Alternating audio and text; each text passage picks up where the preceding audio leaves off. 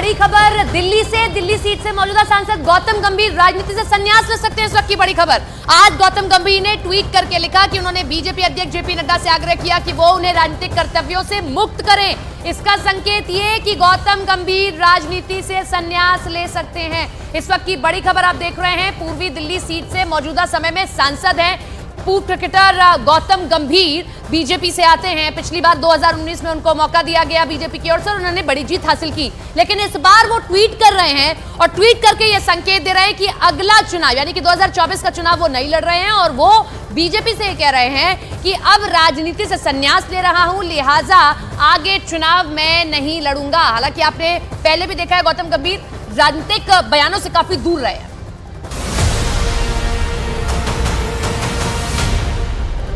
और दिल्ली को लेकर बड़ी खबर। सूत्रों के हवाले से खबर है कि दिल्ली की 7 सीटों पर बीजेपी के 7 मौजूदा सांसदों में 2 सांसदों को ही टिकट मिल सकता है, जबकि बाकी जो टिकट्स हैं 5 वो कटने जा रहे हैं। मौजूदा उम्मीदवारों के नए उम्मीदवार उतारे जा सकते हैं। इस वक्त की बड़ी खबर आप देख रहे हैं। और दिल्ली को लेकर लगातार हर एक अखबार की ये सुर्खी है कि दिल्ली को लेकर महामंथन जारी है। दिल्ली में मौजूदा समय में 7 सांसद बीजेपी के ही हैं, लेकिन 2 ही चेहरे रिपीट होंगे और बाकी जो 5 चेहरे हैं वो जो पुराने चेहरे हैं उनका टिकट काटकर नए चेहरों को मौका दिया जा सकता है। वो 2 चेहरे कौन से होंगे? एक तो गौतम गंभीर खुद ही ये कह रहे हैं राजनीति से संन्यास लेना चाहता हूं।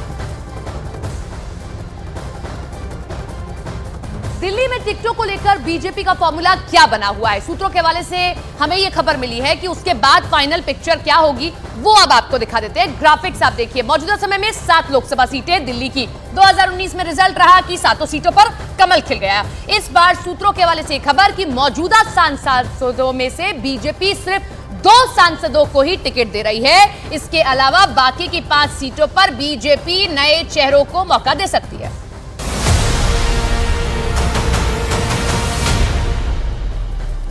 जयंत सिन्हा को लेकर बड़ी खबर मिल रही है। झारखंड के हजारीबाग से बीजेपी के सांसद है जयंत सिन्हा और आने वाले लोकसभा चुनाव को वो नहीं लड़ेंगे और इसकी जानकारी खुद उनकी ओर से दी गई है। उन्होंने ट्वीट करते हुए लिखा, मैंने माननीय पार्टी अध्यक्ष श्री जेपी नड्डा जी से मुझे मेरे प्रत्यक्ष चुनावी कर्तव्यों से मुक्त करने का अनुरोध किया है ताकि मैं भारत और दुनिया भर में वैश्विक जलवायु परिवर्तन से निपटने पर अपने प्रयासों पर ध्यान केंद्रित कर सकूं। बेशक मैं आर्थिक और शासन संबंधी मुद्दों पर पार्टी के साथ काम करना जारी रखूंगा।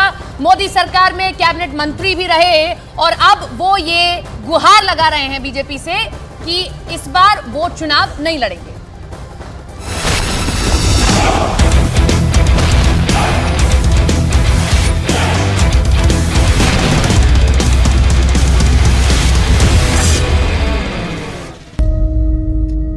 चमत्कार सुना तो आंखें छलक आईं।